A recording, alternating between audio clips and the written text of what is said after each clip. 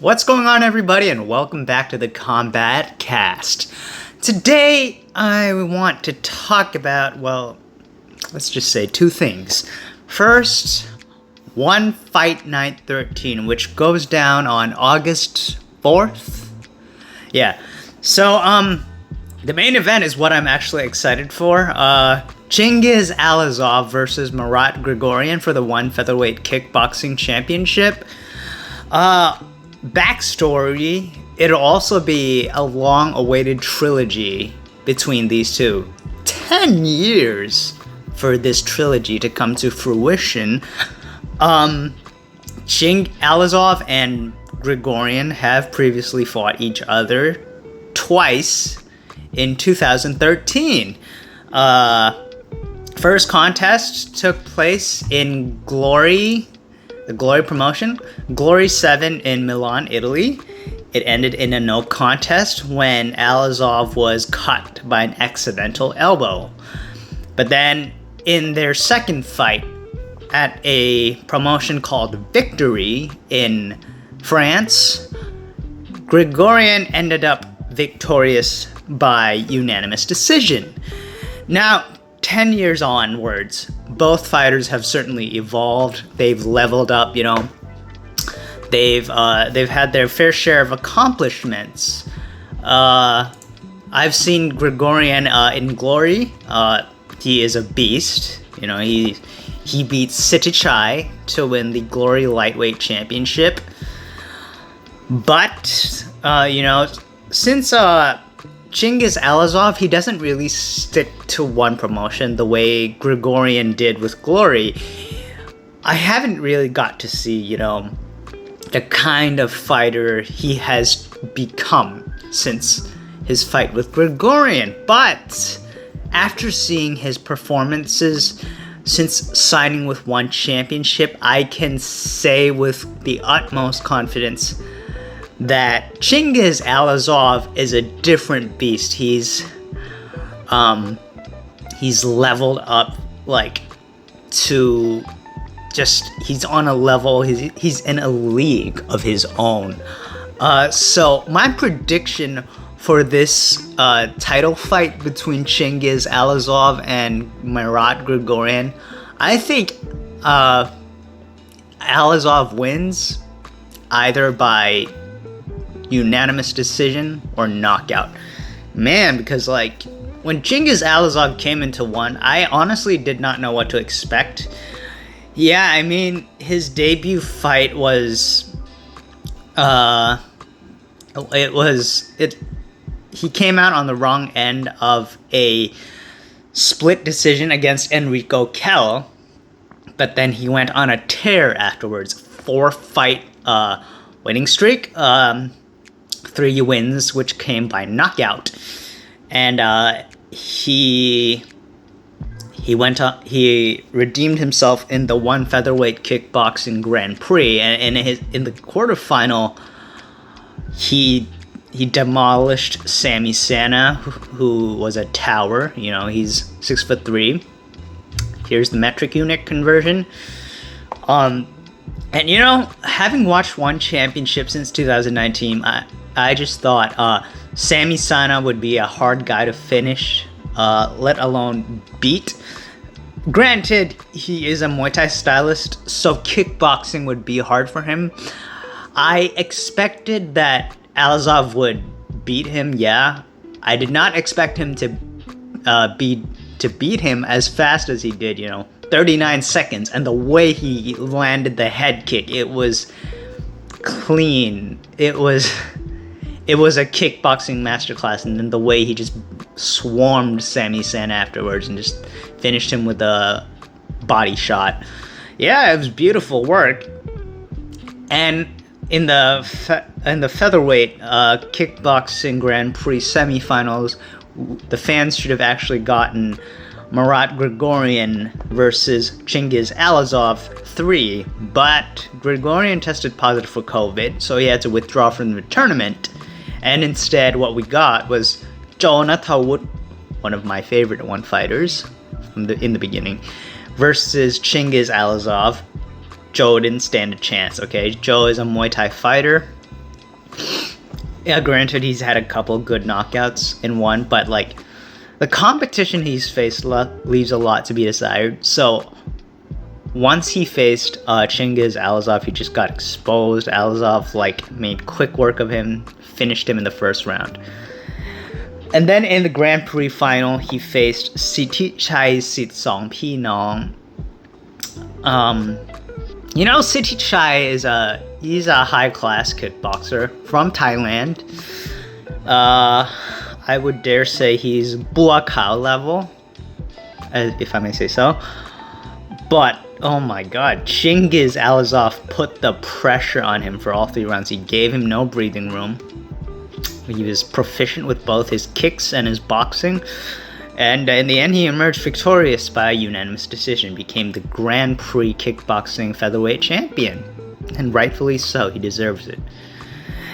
And then, come 2023 at One Fight Night 6, Chingiz Alazov faces Superbon for the One Featherweight Kickboxing Championship.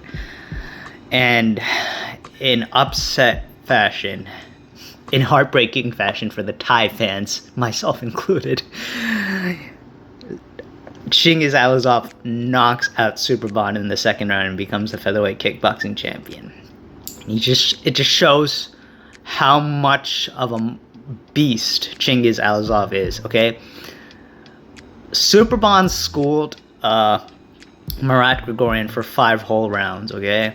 And Marat said later that, okay, he wasn't himself that day. I don't know what that means. Maybe it was an excuse. Maybe he was sick. Maybe he was injured.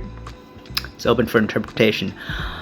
But I am confident that come One Fight Night, Alazov for the win. Like, it shouldn't even be a debate. So, yeah, that's what I have to say about the main event. Next up, in our co-main event, it's a grappling title match. I can't say I'm a big fan of the grappling. I mean, there's 4 total sports in one championship? I guess grappling is my 4th favorite then.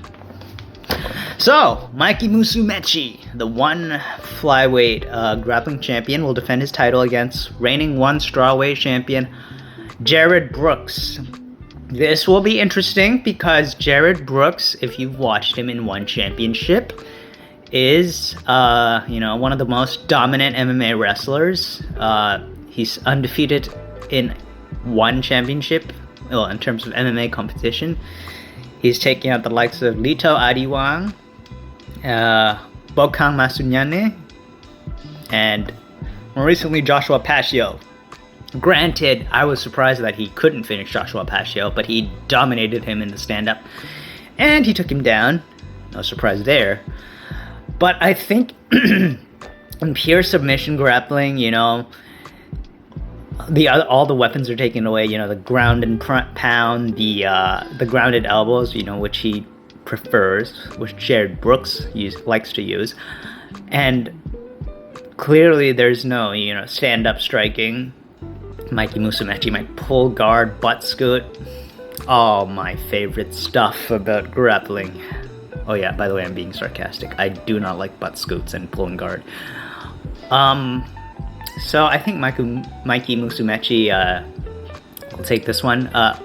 Jared Brooks is a submission stylist, but I think Mikey Musumeci has all the tools to defend against them, and I think Mikey is more advanced in terms of the submission arsenal, so maybe Mikey Musumeci will heel hook Brooks. So, that's what I gotta say about that fight. Next up, we have Tawan Chai versus David Kiria in a kickboxing match. Now, the folks at One are saying this is Tawan Chai's kickboxing bout. False. Tawan Chai has previously ventured into kickboxing back in 2019 when he fought for Wulin Feng, a promotion in China, okay? So, around July, oh wow, it's almost 1 year, it's almost 4 years today.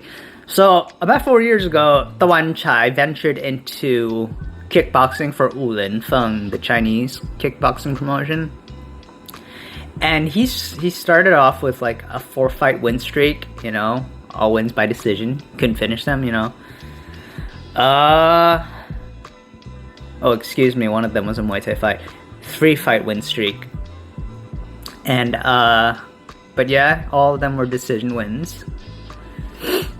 And until in 2020, in January of 2020, he was fighting in a 67 kilogram tournament, the welterweight tournament. The conversion for 67 kilograms, right over here. The welterweight tournament for Linfeng, the World Cup is what it's called, the Linfeng World Cup. Semi-final round, he loses by TKO in the second round to Jia Aoqi, who's actually a well-known kickboxer in China. He's not really well-known around the world. But yeah, and that would be the most recent time he's ventured into kickboxing. Now, this is purely speculation, but one pairing Banchamek up against David Kiria, I think it's a tune-up match, you know, for him in kickboxing. For him to, like, you know, it's an easy opponent, shall we say. Okay, David Kiria is a good kickboxer, okay? He's a former Glory lightweight champion. But that was a while ago. But fact is, Banchamek is a good Muay Thai fighter, which is kind of a good base for kickboxing. Not always, not all. Muay Thai doesn't always translate well to kickboxing. But I guess in Banchaek's case, it kind of does. But I think one championship and the guys behind it, Chatri included probably, they want to tune him up before potentially building him up into the rankings and the title fight, whatever. But I think they want to give him a tune-up fight, an easy fight, hence David Kiria, because the Banchamek is a bit the bigger fighter physically, okay? He's taller, he's 180 centimeters tall. Conversion, US conversion right here. While in the meantime, David Kiria is 10 centimeters shorter at 170 centimeters. US conversion. So I think Banchamek might take this fight. But David Kiria is a resilient guy, so maybe Banchamek takes it by decision. But there is also a chance for an upset, because David Kiria, you know, he's got tricks up his sleeve, so you never know. Next up, we have a bantamweight match between John Lineker, the former world champion, and Kim Jae-woong, a former featherweight contender. You know, John Lineker, he's definitely a powerful puncher, and he's got knockout power. But I think, oh man, this is actually a hard one to choose, but I think I'm gonna go with Kim Jae-woong. Kim Jae-woong moved down from featherweight. I mean, unless John Lineker resorts to wrestling, but he is a really, really short guy. He's 160 centimeters tall, US conversion. But Kim Jae-woong is taller. I forget if he's 173 or 178 centimeters tall. So, Kim Jae-woong. He's 173 centimeters tall. So, US conversion, by the way. So yeah, he's got a 13 centimeter height advantage. So if Kim Jae-woong keeps his distance and, you know, lands those shots from the outside, maybe those could accumulate. And he's also got a powerful right hand. You know, he's knocked out like Martin Yan. That was a highlight reel moment for him for sure. But yeah. He's knocked out Kevin Bellingon. And yeah, he's capable of producing a knockout. So it could be an interesting striking exchange. I mean, trading strikes with John Lineker would be unwise. So I think maybe Kim Jae-woong would want to land that shot from a distance. I think I'm gonna go with Kim Jae-woong. Yeah. Next up, we have an atomweight kickboxing contest between Anna Jarunsak and Christina Morales. Well, so Anna's last kickboxing match against Stamp ended with a lot of doubt. A lot of people believe she won. I'm not gonna say much because, to be fair, Stamp was so much smaller. Stamp was in a different weight class, and she just did her job. Now, Christina Morales, man, the last time she fought, what was that? 2021? She got knocked out by Anissa Mexen, who we can safely assume is no longer with one championship after that debacle. Yeah, so we never really got to see Christina Morales' fighting style, if the Ekaterina fight between Anna and, if the Ekaterina fight is anything to go by, if Christina Morales can pressure with her boxing and, swarm Anna with punches, maybe she can get the victory. I don't know if she can knock Anna out, but she can definitely get the decision win, barring the judges screwing up the decisions. Haha. But Anna, I feel like her only weapons are her knees, because she's tall, and she's definitely taller than the rest of her division. So yeah, and definitely in atomweight, a lot of fighters will be smaller than her. So that's a toss-up for this atomweight kickboxing match. But my pick is gonna go to Christina Morales because it's kickboxing rules. Next, an exciting fight. Marcus Almeida, Buchecha versus Umar Kane, Rug. A potential heavyweight world title eliminator. So, Buchecha, a BJJ black belt, going against Rug, a Senegalese wrestling champion. For me, I'm gonna confidently say that Buchecha wins this, okay? He's got explosive takedowns for a guy his size, and for a Brazilian jiu-jitsu practitioner. Yeah, Rug's a good wrestler, but to be fair, the guys he's beat, they're questionable. Buchecha, on the other hand, his most recent victory against Kirill Grashenko made me believe that, oh wow, this guy really does have potential. He heel hooks Grashenko in less than a minute, if I'm not mistaken. So yeah, I think it's Buchecha by submission. Maybe, judging from the Rug's stature, maybe he pulls off a rear naked choke. But it's jiu-jitsu, so any submissions can happen. Yeah. Next, Muay Thai fight between Ilyas Mahmoudi and Edgar Tabares in the flyweight division. Man, it's been all 2 years since Ilyas Mahmoudi fought and won. And Edgar Tabares made his debut fighting for the world title against Rodtang. Trial by fire, if I may say so.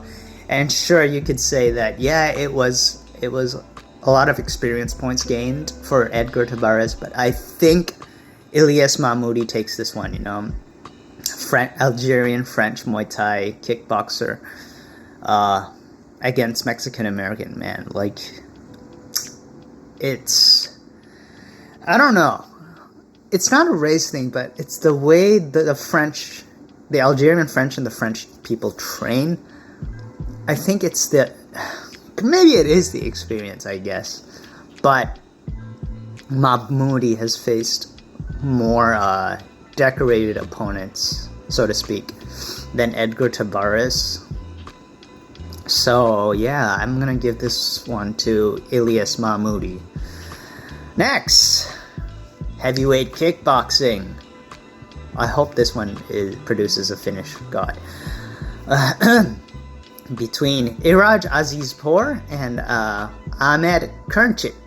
I don't know how to pronounce that name. I am not Bosnian. I apologize in advance, Ahmed. So, wow, this one is a toss-up. Ahmed Kurnchik has come by surprise. He's taken one championship by surprise.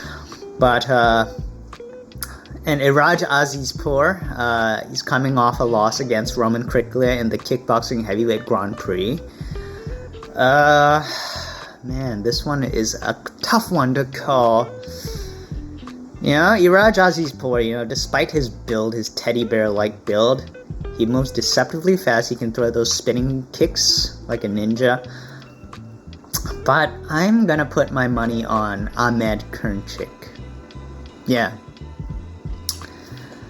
And then the first fight of the evening, Janlo Mark Sanjiao versus some guy from Mongolia. Okay, I'm gonna try my best to pronounce this name. Enk Orgil Batarku. Okay, sorry. So, I'm gonna go on a limb and say Mark Sanjiao wins this. Okay, he's the Team Lakai coach's son. Granted, there has been a mass exodus of fighters from Team Lakai to Edward Falayang's new gym, Lions Nation MMA.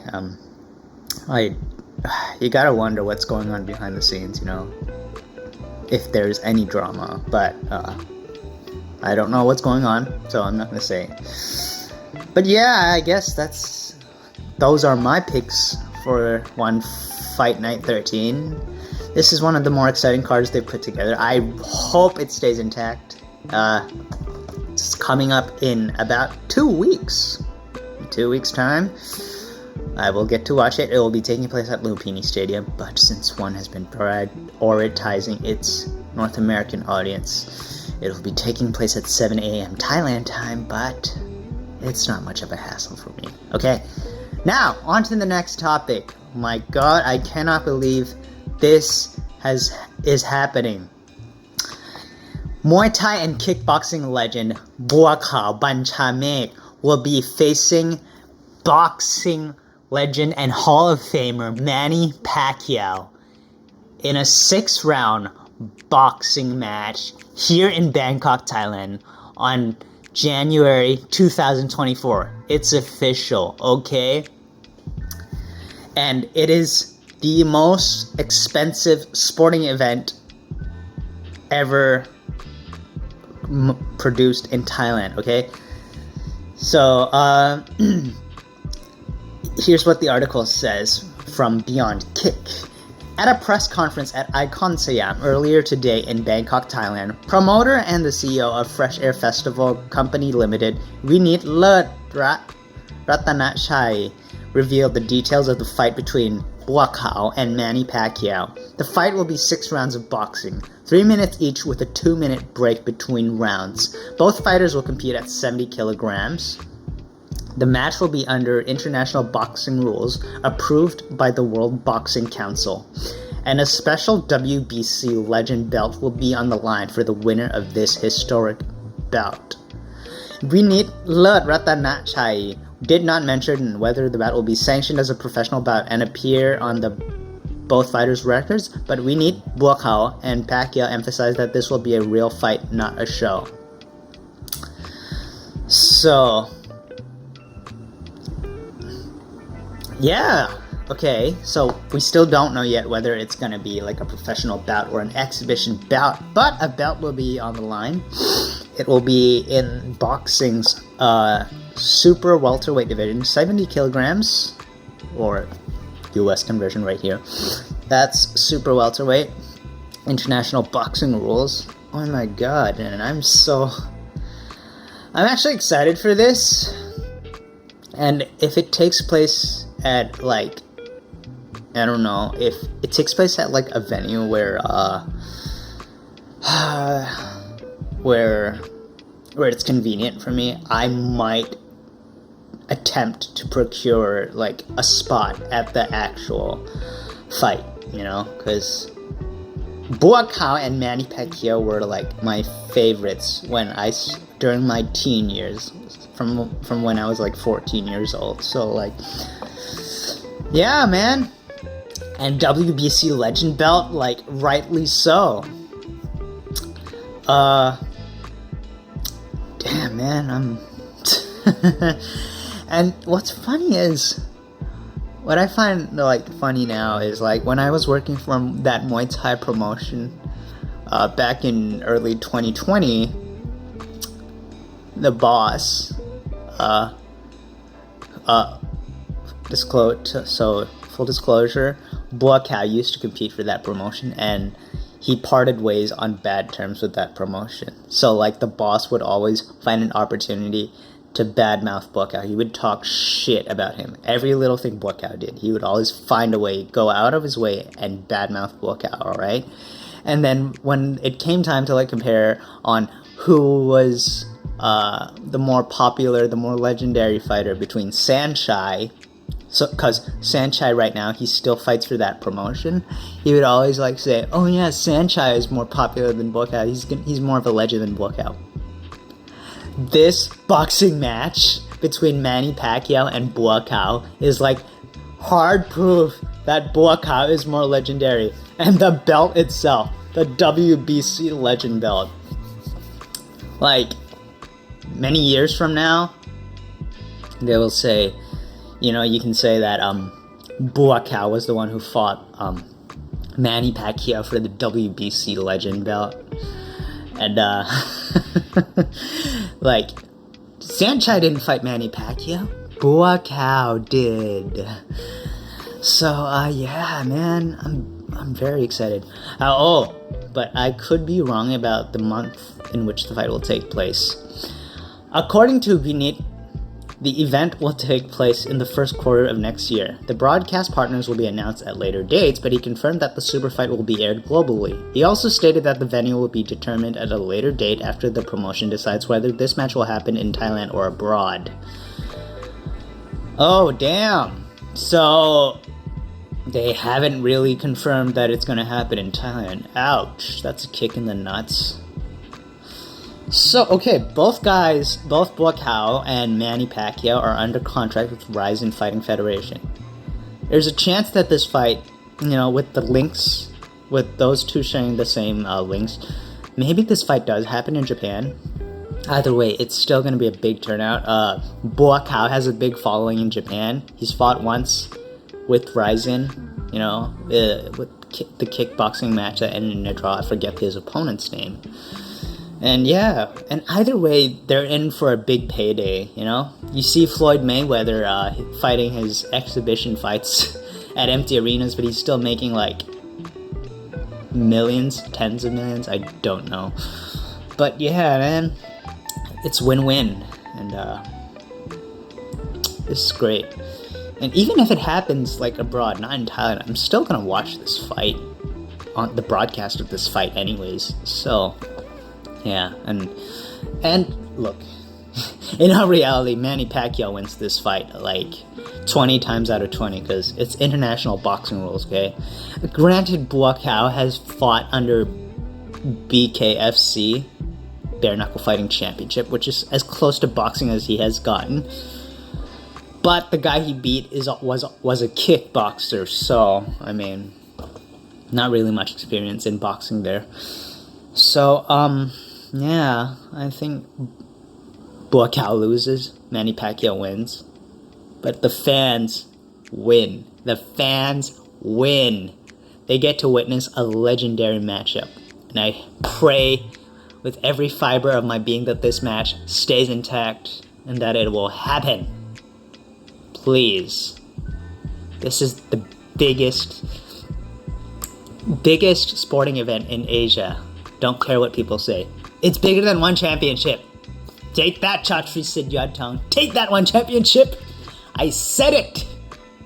This is also like a matchup that 14-year-old me would have never imagined wanting, but this is what 14-year-old me would have wanted.